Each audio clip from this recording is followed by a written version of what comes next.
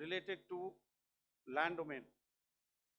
Air Marshal A.K. Bharti, to his right, Director General Air Operations, will provide insights on the air domain. And to my right is Vice Admiral A.N. Pramod, Director General Naval Operations, who will cover aspects on maritime domain. Following their briefings, we will move on to the question answer session. I now request the DGMO to commence the opening brief. Thank you, Sandeep. A very good evening to all of you, ladies and gentlemen. You are all by now familiar with the brutality and the dastardly manner in which 26 innocent lives were prematurely terminated at Pahalgam on the 22nd of April. When you combine those horrific scenes and the pain of the families that the nation witnessed with numerous other recent terrorist strikes on our armed forces and defenseless civilians,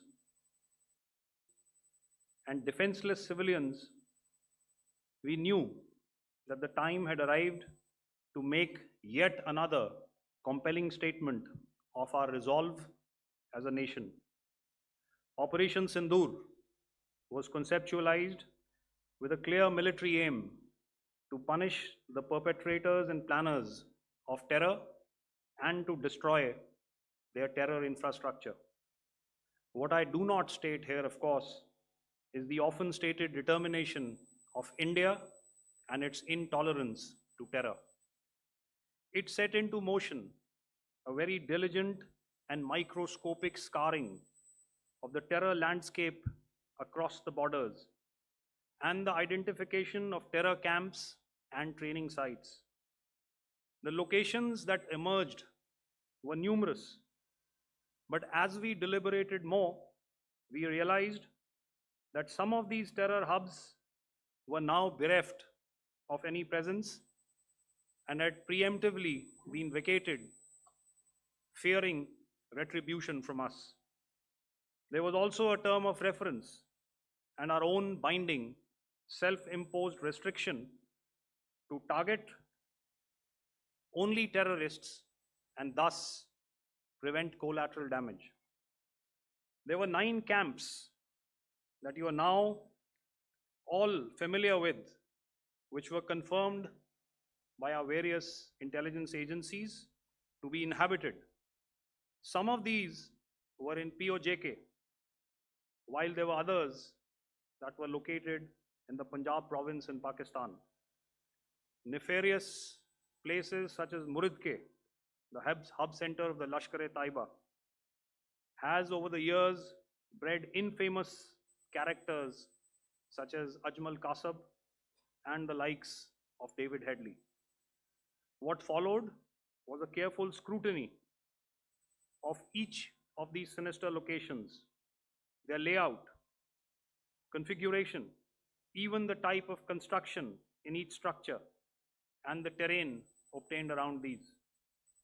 This was with an obvious intent to deduce and identify the exact vector that was required for their neutralization, as also the eyes in the sky that we would send up to ensure that we brought back evidence that we had indeed targeted what we set out to. The precise images of these engagements on that fateful and historical night have already been showcased during the first press statement on the 7th of May that was helmed by our Foreign Secretary. I have no doubt in my mind that we achieved total surprise, and those strikes across those 9 terror hubs left more than 100 terrorists killed, including high-value targets such as Yusuf Azhar, Abdul Malik Rauf, and Mudassir Ahmed that were involved in the hijack of IC-814 and the Pulwama blast. The line of control was also violated soon after by Pakistan, and the erratic and rattled response of our enemy was apparent from the number of civilians, inhabited villages, and religious sites such as Gurudwaras that were unfortunately hit by them, leading to a sad loss of lives. The Indian Air Force played a major part in these strikes by engaging some of these camps, and the Indian Navy provided wherewithal in terms of precision munitions. The Indian Air Force obviously had their assets up in the sky, and I will here request Air Marshal Bharti, the Director General of Air Operations, to detail for you the methodology that the men in blue adopted to successfully manifest this mission. Thank you, Rajiv. A very good evening, ladies and gentlemen. Indeed, is a difficult time that we have to come here like this and brief you. We could have done without this, but we had no choice.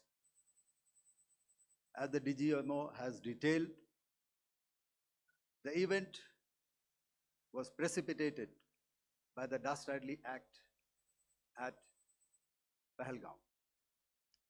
The sequence of events have already been detailed. We carefully selected the targets, and out of the 9 selected targets, the target systems that were given to the Indian Air Force were the notorious training camps at Bhavalpur and Muridke, these being further from the international boundary.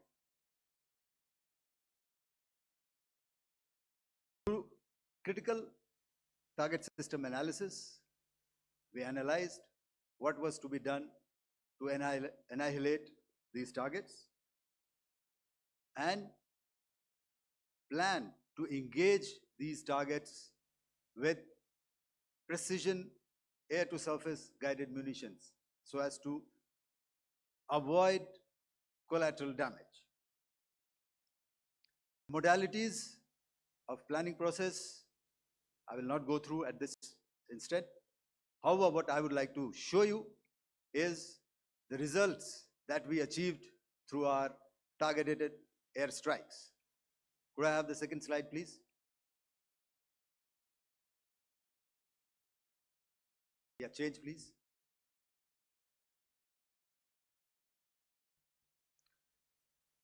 Okay. This is what the terror infra at Muridke looks like. If you see, north is as indicated, and to the right is east, where the international boundary lies. Could we have the next slide, please?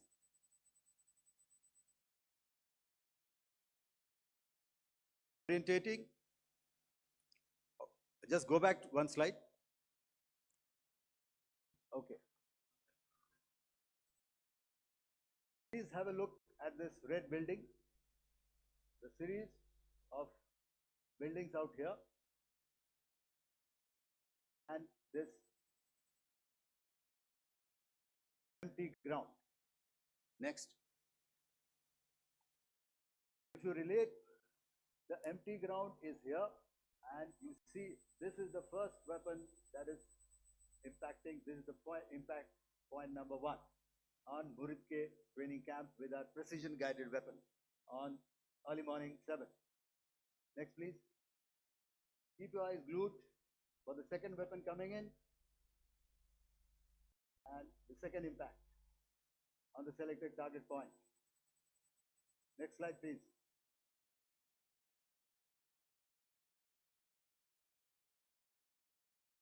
Third weapon, third impact. Continue. Fourth weapon, fourth impact. So through these targeted and precision targeting, we addressed the target at Muridke, which was the training infrastructure. Can you hear me? All right. Okay, I'll come closer to the mic. Now we go to the next target, which is the Bhavalpur training camp. Next slide, please. Okay, just wait. So the effect, if you see, impact point. If I can point out, this is the impact point. The ammunition has gone through the roof and it has created a blast inside, the photographs of which you would have, all of you would have seen. And the red building, after that, there was this double-story building. It has been completely decimated by precision targeting. Next, please. Target system, which was in the north, a series of buildings. I'll show you how it looked. Next. Completely destroyed by our precision targeting. Next.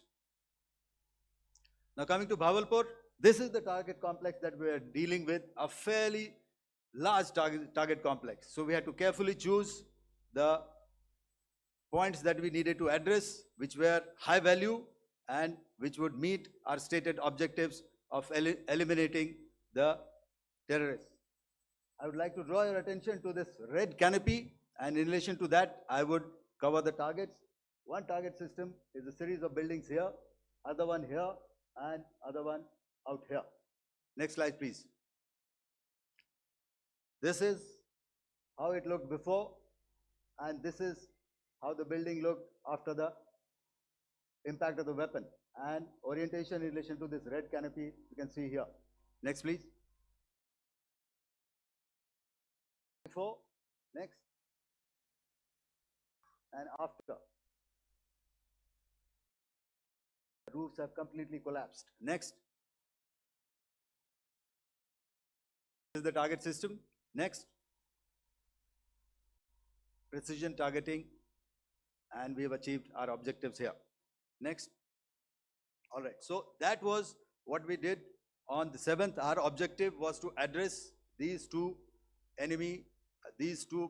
terrorist camps, and that we did with precision. And thereafter, we maintained a robust air defense posture, because remember, our objective was to target the terrorists and terrorist infrastructure, not any other infrastructure, not the Pakistani military, not the Pakistani any other infrastructure. So that is what we have maintained on the 7th of May.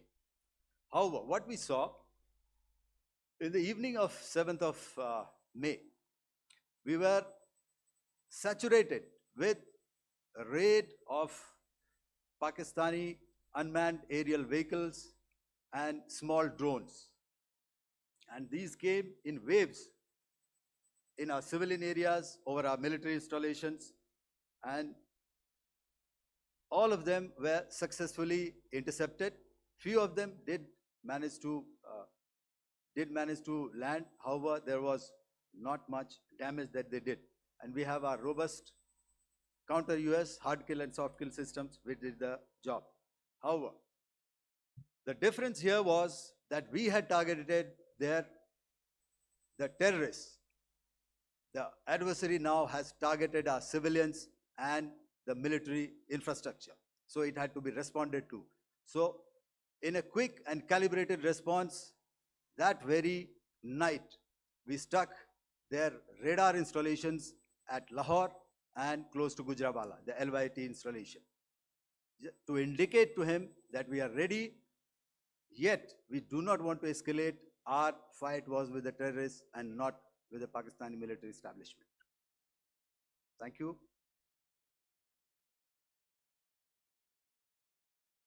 Thank you, Air Marshal Bharti.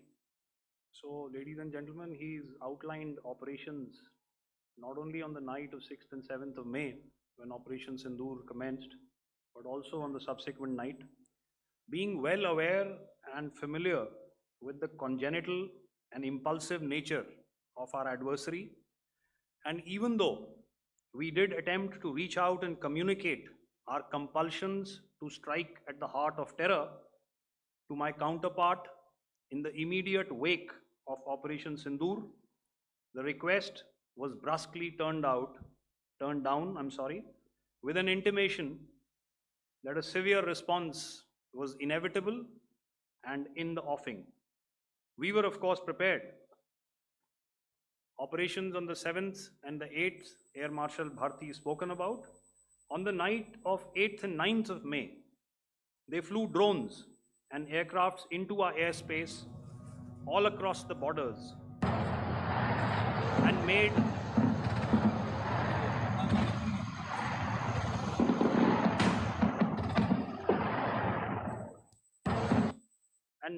largely unsuccessful attempts to target numerous military infrastructure. Violations on the line of control by Pakistan also commenced yet again and precipitated into fierce RT engagements. The air operations on the night of 8th and 9th of May, I'll yet again request the DG Air Operations to cover.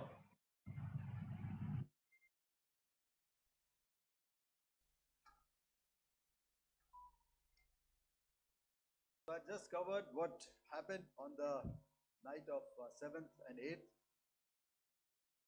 What we found that on the night of 8th and 9th, starting as early as 22:30 hours, our cities had a mass raid of drones, unmanned aerial vehicles, UCAVs, starting right from Srinagar, going down right up to Nalia.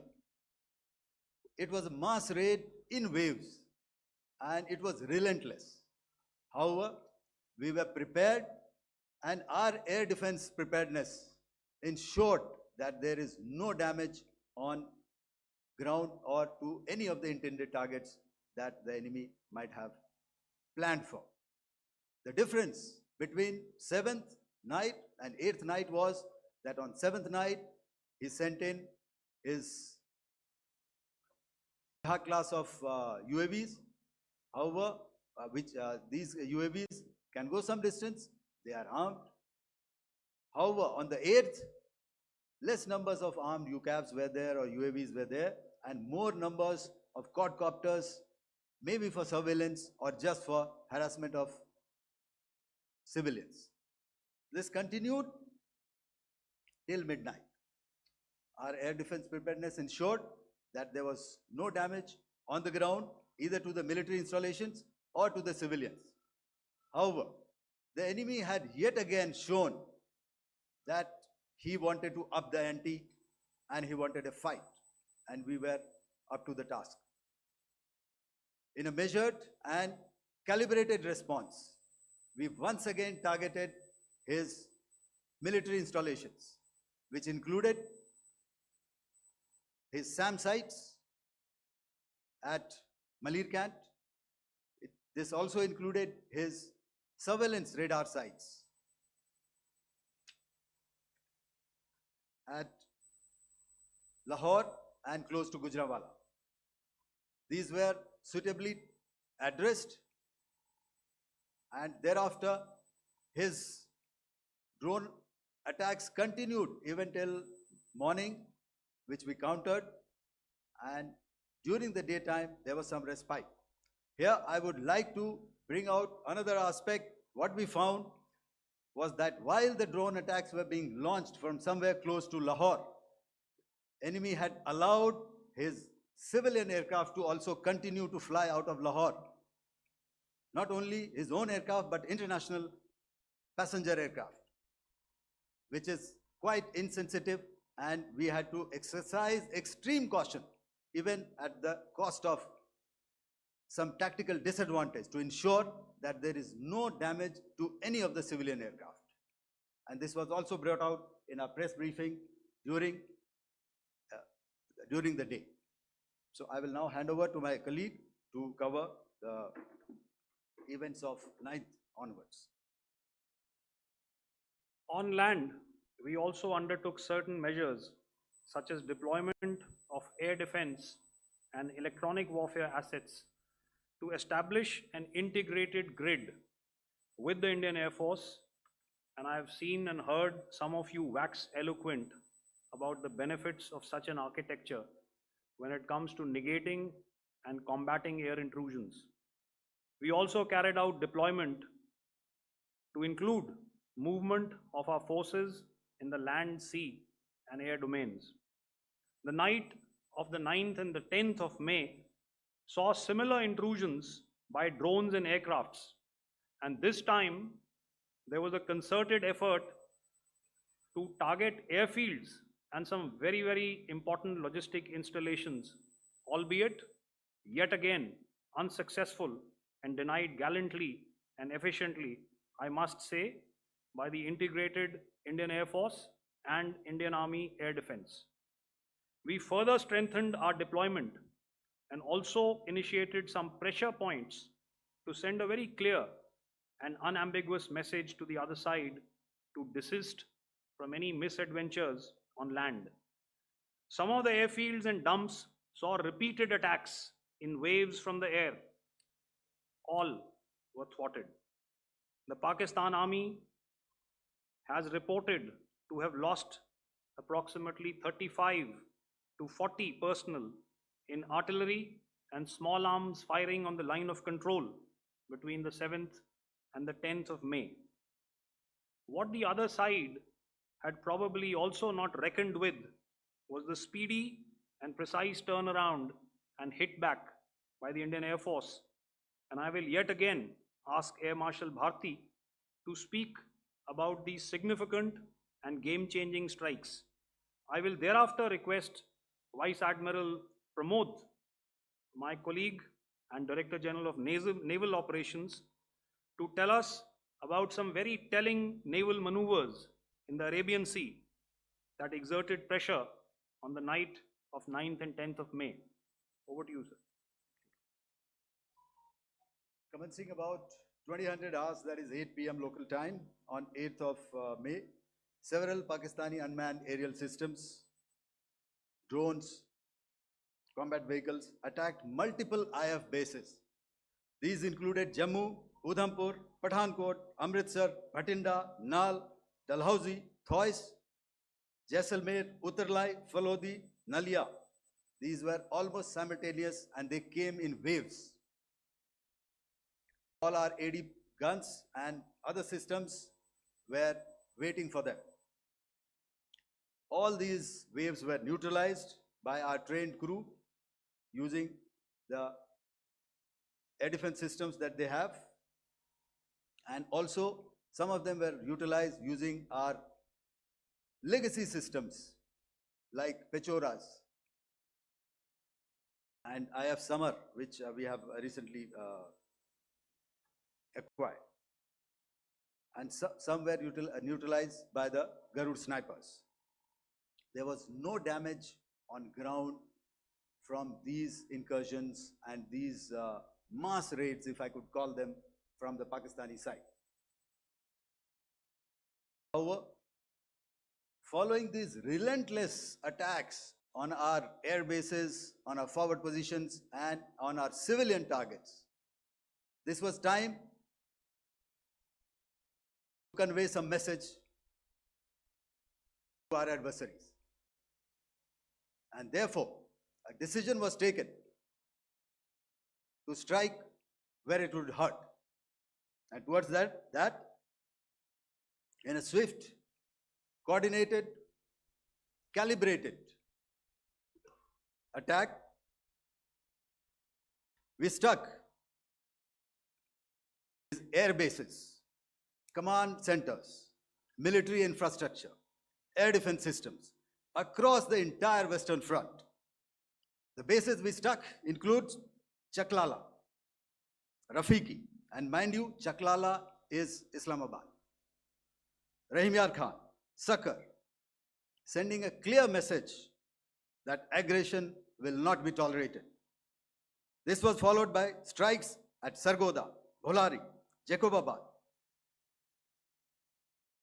Also struck the C2 centers at Murid, the UAE complex at Murid, Rafiki, radar at Chunia, which I will show you, Rahim Yar Khan airfield, and the unmanned combat aerial vehicle hangar at Sakar. I would like to reiterate here that we have the capability to target every system at these bases and more. However, it was only a measured response to instill good wisdom to our adversary to refrain from further escalation. IF response was directed only at military installations, avoiding civilian and collateral damage. I would now like to show you some of the effects that have been achieved as a result of our air operation.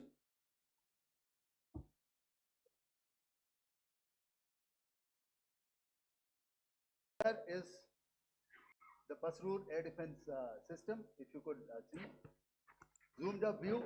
This is the radar mounted on a high tower. And after the strike,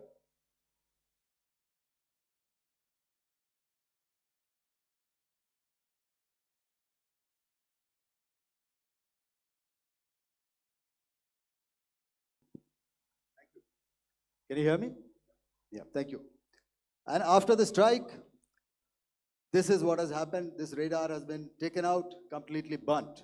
Next slide, please. The Chunia air defense radar, which was taken out on 7th and 8th. This is the radar site. Blown up photograph, once again, on a tower. Not very clear, but what you see very clearly is the after effect after we have stuck. The radar head has been completely decapitated. Next slide, please.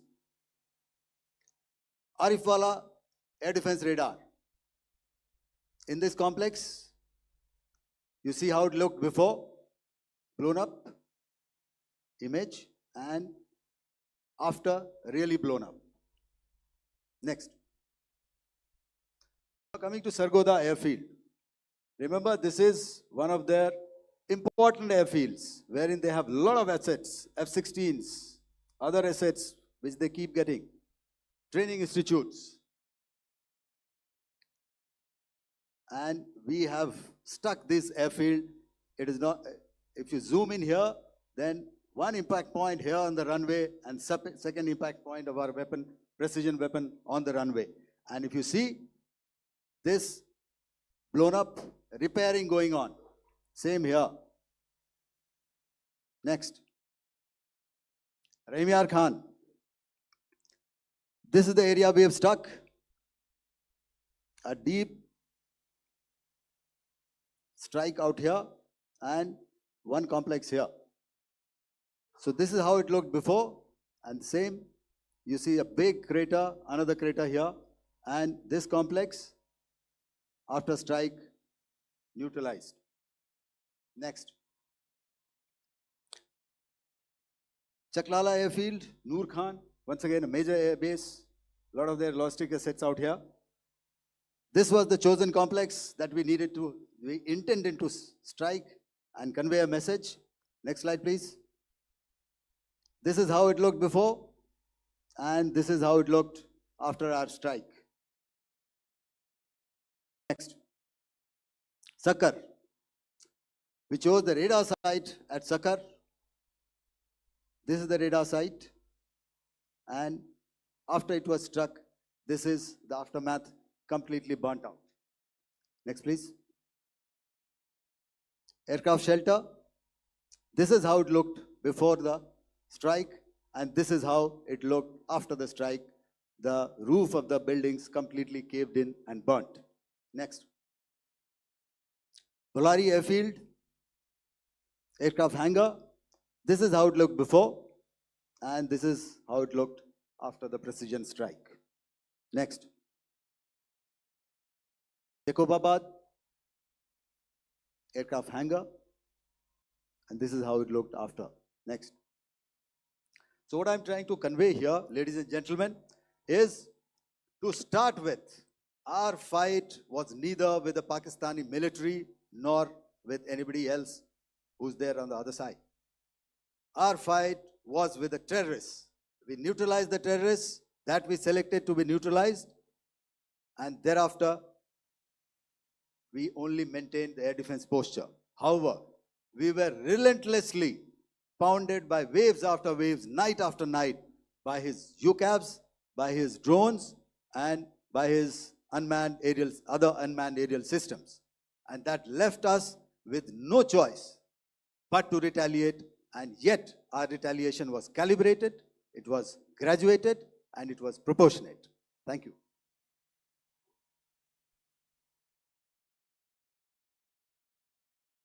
Good evening, ladies and gentlemen.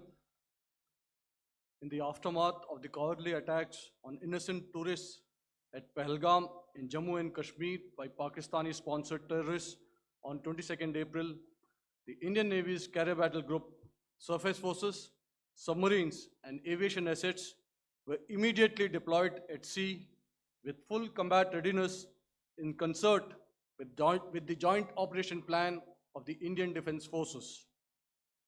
You may be aware that we tested and refined tactics and procedures at sea during multiple weapon firings in the Arabian Sea within 96 hours of the terrorist attack.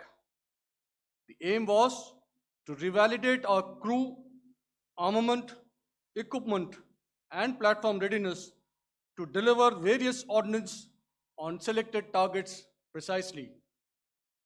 Thereafter, our forces remained forward deployed in the Northern Arabian Sea in a dissuasive and deterrent posture with full readiness and capacity to strike select targets at sea and on land, including Karachi at time of our choosing.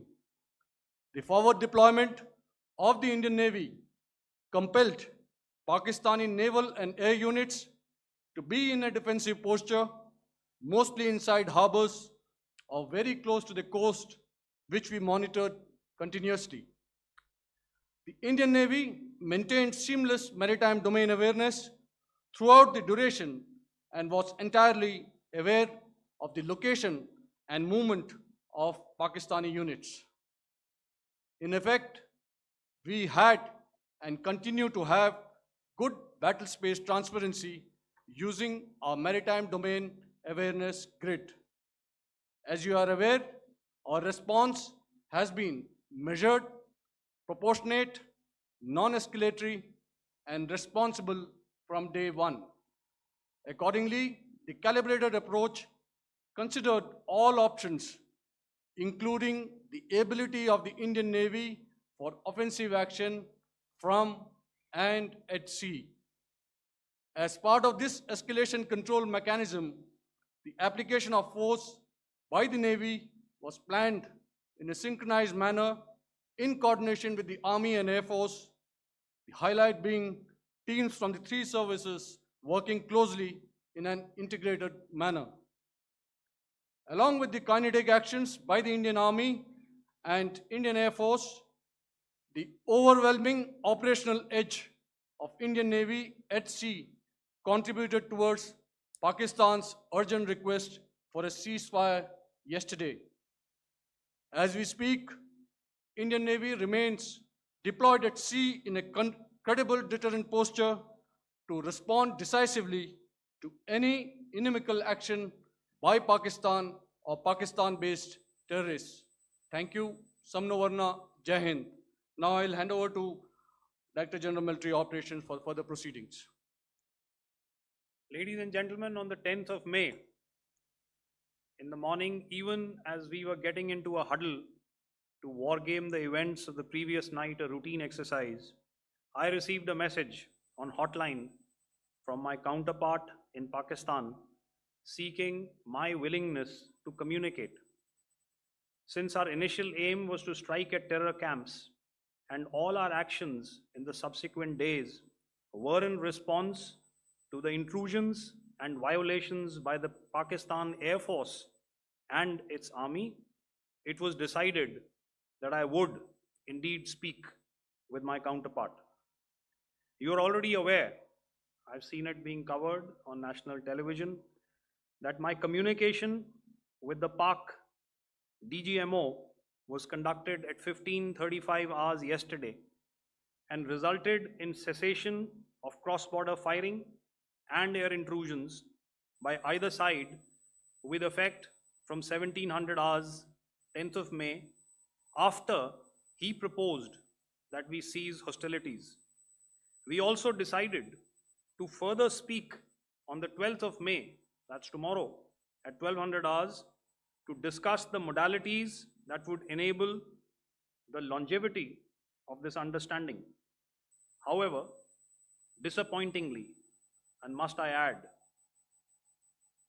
expectedly, it took only a couple of hours for the Pakistan Army to violate these arrangements by cross-border and across the line of control firing, followed by drone intrusions across the expanse of the Western Front through last night and in the early hours of the morning today. These violations were responded to robustly and dealt with as they must be. We have earlier today sent another hotline message to my counterpart highlighting these violations of the understanding between the DGMOs on the 10th of May and our firm and clear intent to respond to these fiercely and punitively, if repeated tonight, subsequently, or later. In this regard, I must inform all of you that the Chief of Army Staff has earlier today conducted a security review and has granted full authority to our Army commanders for counter actions in the kinetic domain in case of any violation by Pakistan. In the end, I pay my solemn homage to my 5 fallen colleagues and brothers from the armed forces and civilians who have tragically lost their lives in Operation Sindoor. Our hearts go out to the bereaved families, and we express our solidarity to them in this lifetime and beyond, at this grave juncture in their lives. Their sacrifices shall always be remembered and spoken of in glowing terms by a grateful nation. We have thus far, ladies and gentlemen, exercised, and my colleague Pramod highlighted this, immense restraint, and our actions have been focused, measured, and non-escalatory. However, any threat to the sovereignty, territorial integrity, and safety of our citizens will be met with decisive force. Jai Hind. Okay, ladies and gentlemen, we are now open for questions. All right, now since I would not know all of you, I would expect you to please raise the placard or your hand, and once I indicate, I expect you to please give out your name and the media group that you belong to. Keep your questions short so that we can take as many questions as possible.